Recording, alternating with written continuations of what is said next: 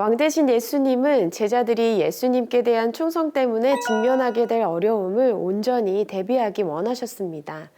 복음을 전함에 있어서 예수님이 가진 모든 것을 헌신하셨던 것처럼 제자들도 또한 그래야 합니다.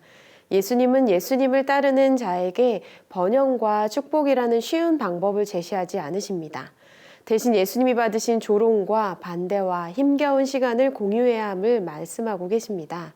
바로 십자가를 지는 삶입니다. 예수님의 십자가를 지고 따르는 자가 진정한 그리스도인 일꾼이라고 말씀하십니다.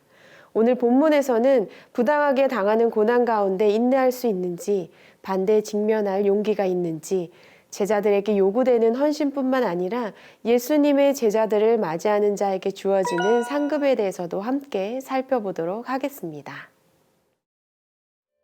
오늘의 말씀은 마태복음 10장 34절에서 42절입니다. 내가 이 땅에 평화를 주러 왔다고 생각하지 말라. 나는 평화가 아니라 칼을 주러 왔다. 나는 아들이 아버지와 딸이 어머니와 며느리가 시어머니와 서로 다투게 하려고 왔다. 그러므로 사람의 원수는 자기 집안 식구가 될 것이다.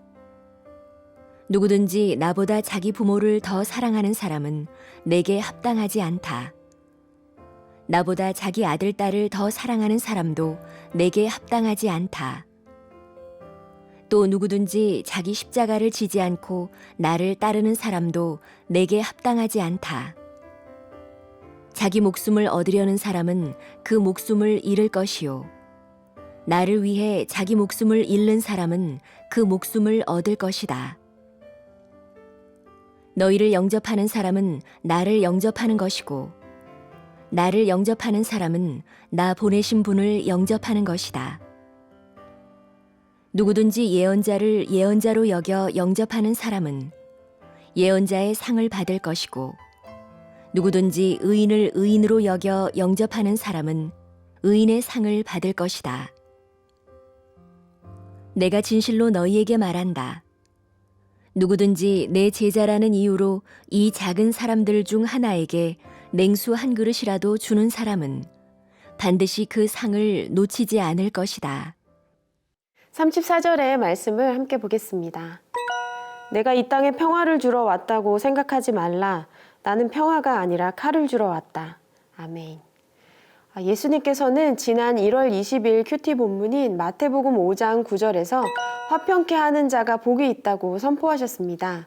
그런데 오늘 본문에서는 이 땅에서 예수님의 사역이 평화를 불러오는 것이 아니라 심지어 가장 가까운 가족들 사이에서도 반대를 불러일으키게 될 것이라고 하십니다. 이것은 예수님이 의도적으로 가족들 사이를 갈라놓겠다고 하시는 것이 아닙니다.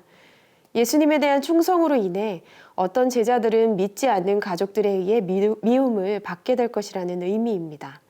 어느 누구도 가족에게 미움받는 것을 원치 않을 것입니다. 자신 때문에 분열과 다툼이 생기는 것을 원치 않을 것입니다. 그러나 이 말씀을 통해 예수님의 제자로서의 헌신을 다루기 원하신다는 것을 알 수가 있습니다. 예수님께 합당한 제자라면 그 누구보다 심지어 나의 부모님이시나 자식보다 예수님을 더 사랑해야 한다는 도전입니다. 예수님께서는 만일 우리를 적대시하는 믿지 않는 부모에게 충성할 것인지 예수님에게 충성할 것인지 선택할 상황에 처한다면 그 우선권이 주님께 있다고 말씀하십니다. 이미 하나님께서는 신명기 6장 말씀을 통해 우리 하나님 여호와는 오직 유일한 여호와시니 마음을 다하고 뜻을 다하고 힘을 다하여 하나님을 사랑하라고 말씀하셨습니다. 우리가 먼저 하나님을 최고로 사랑할 때 하나님께서는 우리의 가족을 나를 보살피시고 돌보십니다. 예수님은 예수님을 신실하게 따를 때 일정한 고난과 수치를 경험하게 될 것이라고 말씀하십니다. 그것이 바로 십자가입니다. 우리는 우리의 소유와 열정, 그분을 따르는 데 방해가 되는 것을 십자가 앞에 내어드려야 합니다. 사랑하는 새나 친구 여러분, 가끔 예수님을 믿으려고 이렇게까지 해야 하나, 이렇게까지 상황을 인내하고 누군가를 용납하고 사랑해야 하나 싶을 때가 있을지도 모릅니다. 그런데 그게 정말 잘하고 있는 일이에요. 예수님께서 그렇게까지 자신의 모든 권리를 십자가에 내려놓으시고 우리를 택하셨기 때문입니다.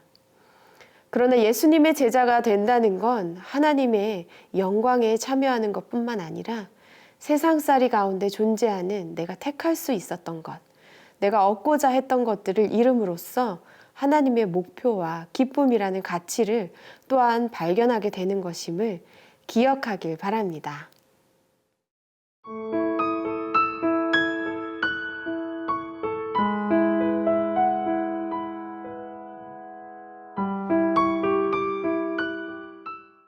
(42절의) 말씀을 함께 읽겠습니다.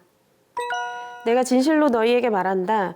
누구든지 내 제자라는 이유로 이 작은 사람들 중 하나에게 냉수 한 그릇이라도 주는 사람은 반드시 그 상을 놓치지 않을 것이다. 아멘.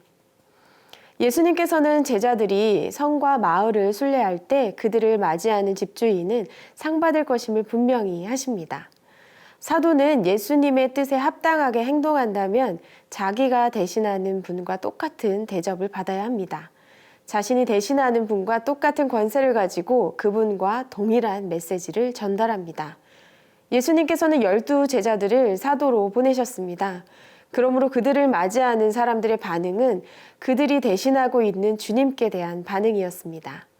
예수님은 다른 사람을 영접하여 섬기는 일은 그분과 하나님 아버지를 영접하여 섬기는 것과 동일하다고 말씀하셨습니다. 아무리 미미한 섬김이라도 결단코 상을 잃지 않을 것이라고 하셨습니다.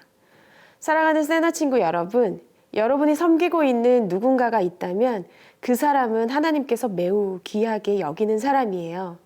누군가를 돕고 섬기고 싶다면 기도로 성령님의 인도하심을 구하며 그 사람에게 무엇이 필요하고 어떻게 섬겨야 할지 세심한 배려로 마음을 써보세요. 에베소서 6장 8절의 말씀에 이런 말씀이 있습니다. 이는 종이든 자유인이든 모든 사람이 무슨 선을 행하면 주께로부터 다시 이것을 받을 줄 알기 때문입니다. 아멘. 제자로서 또 다른 제자들을 도울 수 있는 기회를 찾기를 축복합니다. 분명 그들이 받는 상급을 함께 누리게 될 것입니다. 또한 누구라도 우리를 돕는 사람도 함께 상을 받게 될 것입니다. 섬김을 기뻐하고 섬김을 통해 하나님의 영원한 상급을 받아 누리는 친구들 되기를 축복합니다. 함께 기도하겠습니다.